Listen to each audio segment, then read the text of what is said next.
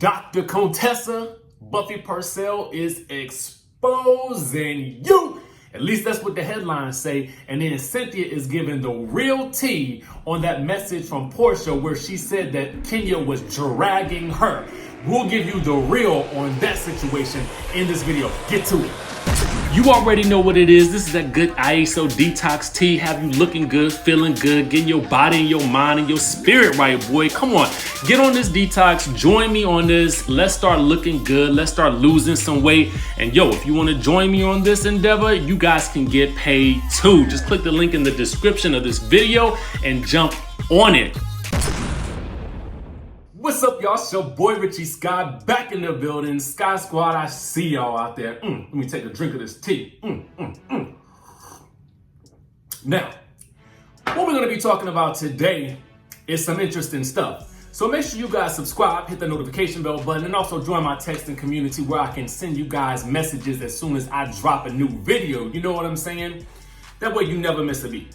Now, Buffie Purcelle. Let's start with her, okay? Now, she did an interview with our good friends over at All About the Tea. Now, you guys will have to check out the whole article to get everything that she said, but we're going to really specifically talk about what she had to say about that good old Dr. Contessa, okay, because it ain't cute, and what she had to say about Dr. Jackie.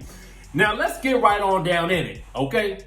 Now, the interviewer asked, do you think Dr. Jackie had bad intentions when she revealed private information about you at her party? Buffy says this: everyone needs to understand that I am not the person that keeps bringing it up. I definitely didn't want to keep talking about losing 6 babies. Who would want to do that? A number of the ladies kept bringing it up because they wanted to repair Dr. Walters' fake saintly image. The way that Dr. Walters said what she said and how she treats me on and off camera with everyone there to witness it is clearly what shows her true intentions. Dr. Walters doesn't like me because I'm fat and my personality is true to who I am. I have self-love. No one really cared about my feelings. It was all about fixing the mess that Dr. Walters got herself into.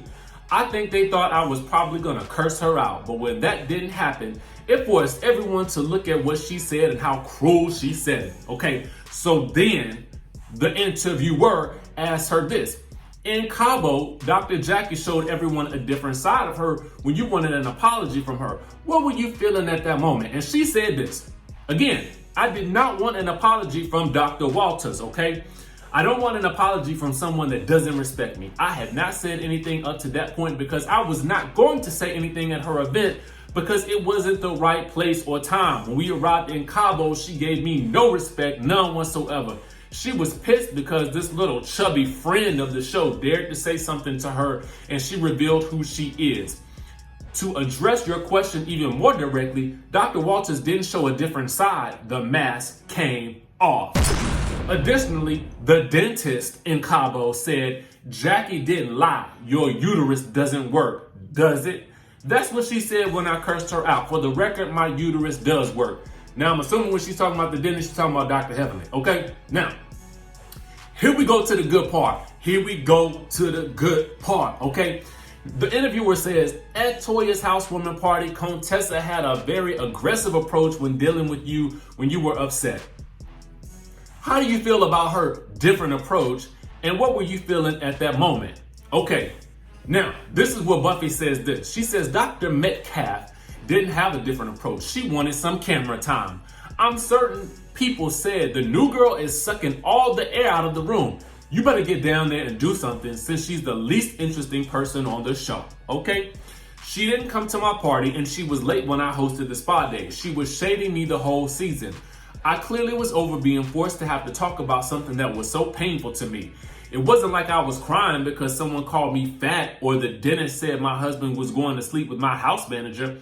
I cried because I was forced to keep talking about the deaths of babies that my husband and I wanted for women that clearly didn't care. Also, what you didn't see is that she came downstairs and said, everyone in the room has a baby except for you. Let me rock you on the floor like the baby you'll never have. They cut that out of the episode. This is why my real friend, Mariah, effed her A up. Because some stuff is just too much. And let's be clear. And remember when Dr. Metcalf was crying in Cabo because she made the decision to leave her beautiful family to pursue her new career goal? I comforted her. I didn't judge her as you saw in the episode. I didn't yell, suck it all up. We all have issues like she did to me. Listen. Now this line right here about everyone in the room has a baby except for you. Let me rock you on the floor like the baby you'll never have. I'm like, my mouth is on the floor over here. On the floor, okay? Now, this has to be alleged because we ain't hear it in the episode, but this is what Buffy is saying. Y'all have to read the rest of the interview because she gets into a lot more about that good Jocelyn Hernandez and Toya and all that good stuff. So check it out in the description down below. But for our purposes, let me know what y'all think about this. Can you believe that Dr. Contessa really said that? In my mind, that don't seem like something she would say. I was just confused, baffled, perplexed. You know what I'm saying? I don't like it, and I don't like hearing about that. You know what I mean? It was just, that's down and dirty and in the gutter. But what y'all think? Y'all let me know in the comment section down below. This is what this is that good Buffie Purcelle had to say. I keep wanting to call her doctor. Why? I don't know. She ain't no doctor.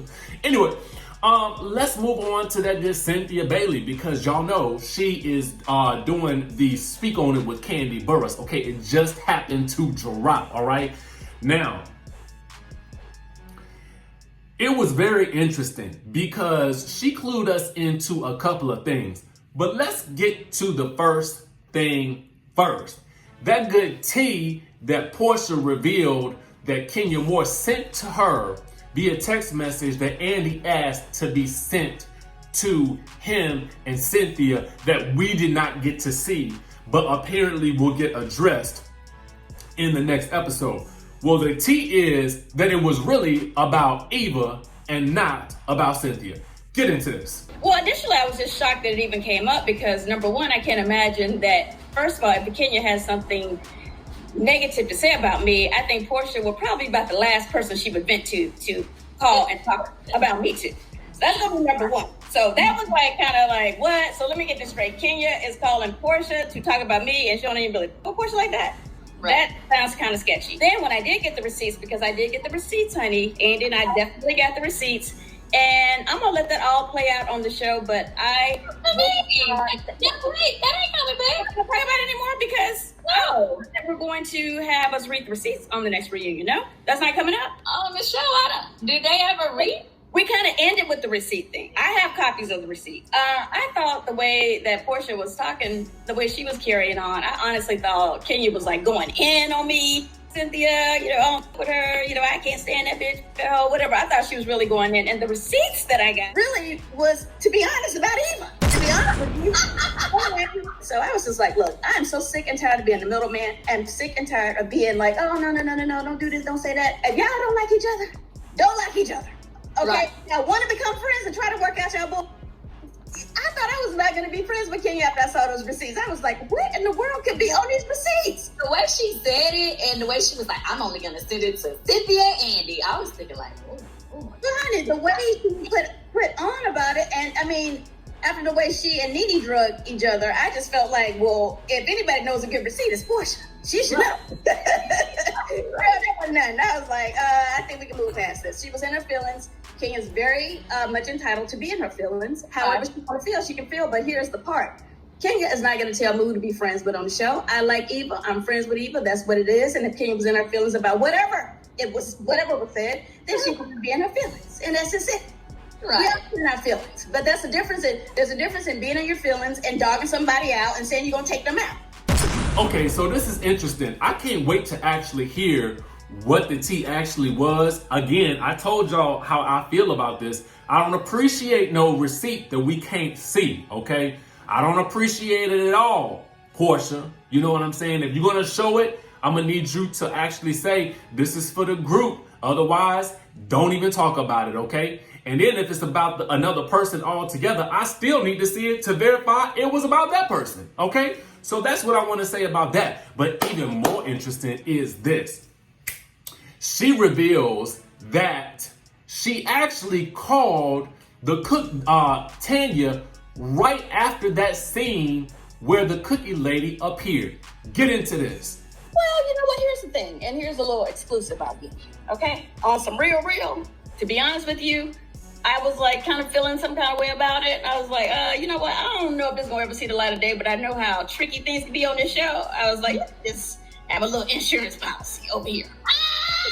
End up being some bull. So to be honest with you, that day I did mention, I called Tanya and I mentioned, I was like, some lady saying that she knows better, whatever. But again, she didn't really think it was a big deal. I didn't think it was a big deal. And that was it. I never thought we was going to hear from it again. She knew a lot more than she is alleging that she knew. And I gave her as much as heads up on everything that I knew when I knew it. And that's what you didn't see on the show.